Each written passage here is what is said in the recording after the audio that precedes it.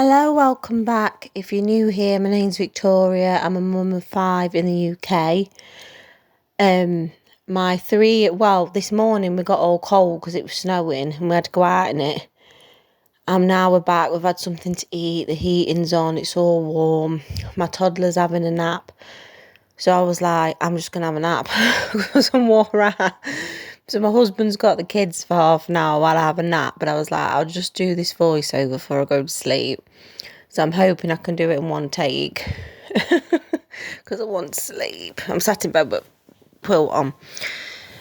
So in this video, I want to talk about homemaking plans for the new year.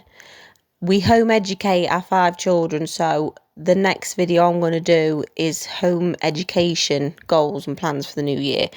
But this one's focusing just on homemaking. And also my unfiltered large family vlogs are now on Patreon, which I'll link below if you're interested. So, same with the home education goals that I'll talk about in the next video. My homemaking goals for the new year are slightly up in the air because as soon as we can move house, we're going to move house. And with us relying on council bidding to move house, I could move next week. It could be next year. So if we move house, my homemaking's going to be a massive job because council gut the house before you get it. So it'll be new carpets, painting everywhere, deciding what goes in what room, getting everything I want in, getting settled in. But if we're staying here, I want to try and keep on top of cleaning. But I need, the last few months, I've been trying to make myself do it in the morning or I don't do it. And that's been working out. But I need to remember that I need to actually do it or it's not going to get done.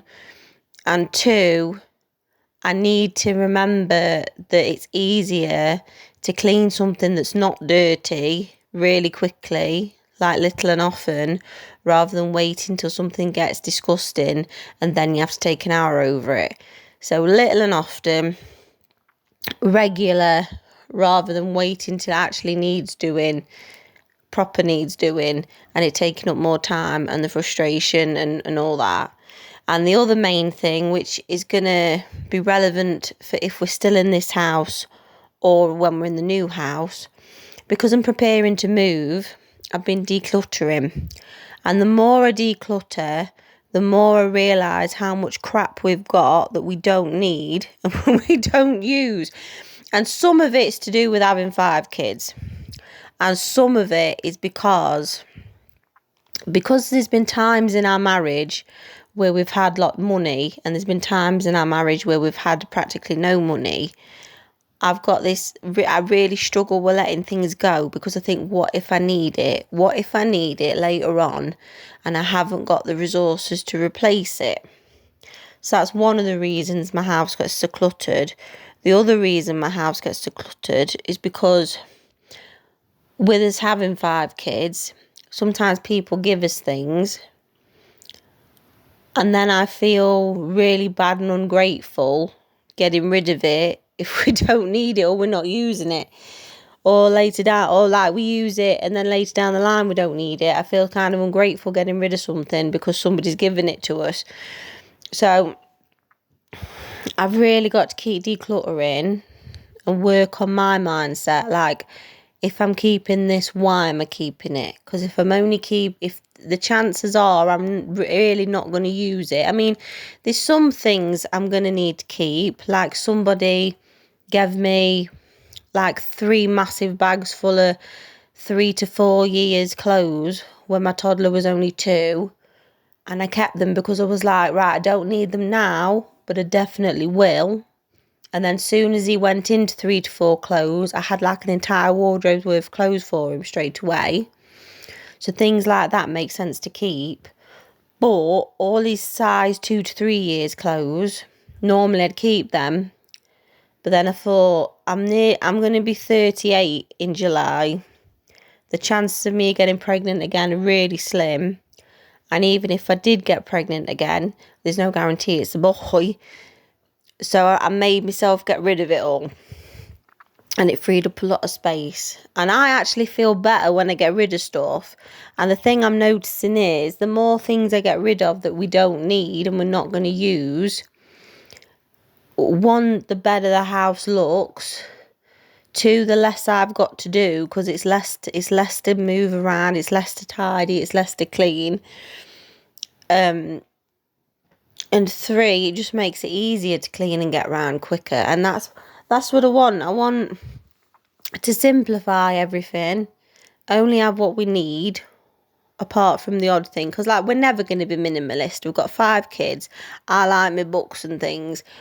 We're never going to be minimalist. But for all intents and purposes, for the most part, declutter regularly, sort regularly, only have what we need. So the house looks better anyway, which takes the pressure off me a bit. And it's easier for me to clean and get round. So it means it'll take me less time